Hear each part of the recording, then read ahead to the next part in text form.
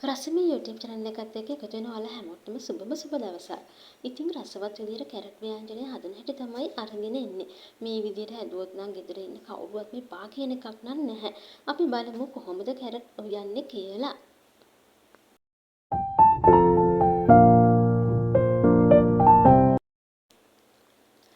ඉතින් ඔයා කැරට් කැමති විදියට කපා ගන්න පුළුවන්. අර වගේ මුලින්ම රවුන්ඩ් කපන්නත් පුළුවන්. එහෙම නැත්නම් මෙන්න මේ විදියට කපා ගන්නත් පුළුවන්.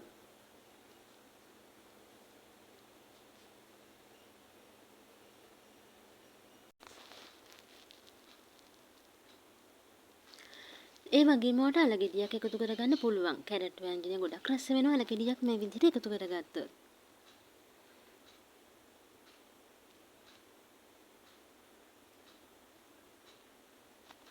ඉතින් මම දැන් කපා ගන්න ඒවා වලින් ටිකක් අයින් කරගන්නවා තෙම්පරාදුවට. කැරට් කියලා කියන්නේ අනිවාර්යයෙන්ම තෙම්පරාදු කරොත් නම් කන්න පුළුවන් කෑමක්. නැත්තම් නම් කැරට් කන එක එපා වෙනවා. ඒ නිසා අනිවාර්යයෙන්ම කැරට් ඉව්වා වගේම තෙම්පරාදු කරන්නම ඕනේ. ඉතින් ඒ නිසා මම ලූණු, සුදු ලූණු, කරපිංචා, රම්පේ, අමු මිරිස්, ඒ වගේම වේලිච්ච මිරිස් කරලකුත් මේකට තෙම්පරාදුවට එකතු කරගන්නවා.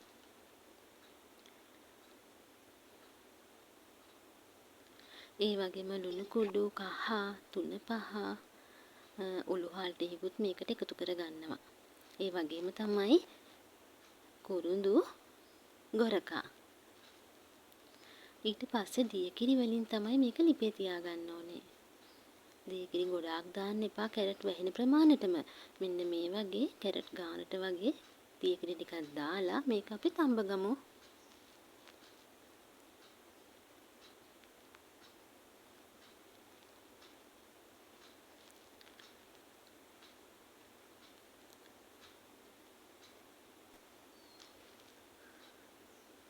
දැන් නම් කැරට් ටික හොඳට තැම්බිලා තියෙන්නේ.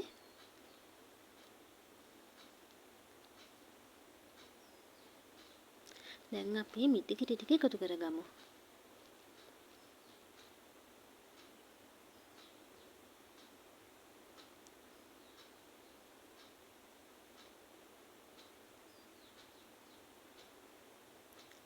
ඉතින් ඔයා මේක හැදි ගන්න මොකද නැත්තම් කැටි වෙන්න පුළුවන්.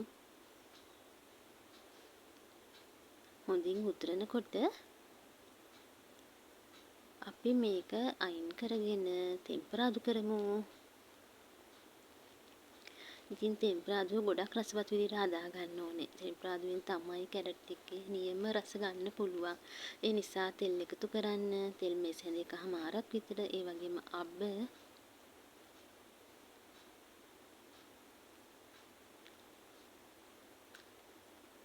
සුදු ලූණු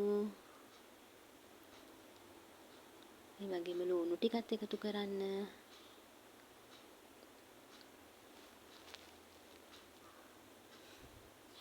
අමු මිරිස් ටිකක් දාලා වේලිච්ච මිරිස් කරලා දාන්න ඕනේ.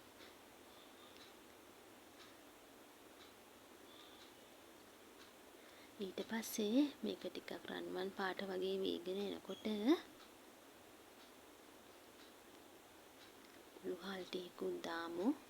රම්පේ කරපිංච ටිකත් එකතු කරගමු. ලුණු කුඩු චුට්ටකුත් දානවා.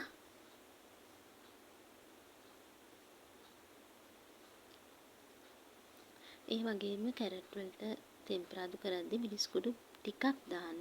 තේ හැඳි භාගයක් විතර වගේ පොඩි ප්‍රමාණයක් දාගන්න. දැන් නම් කැරට් එකත් එක්ක පිඟාන මොකක්ද හැකි මේ විදිහට ඉවුවොත් නම් ඔයාලට කැරට් කන්න පුළුවන්. නැත්තම් නම් කැරට් කන එක එපා වෙනවා.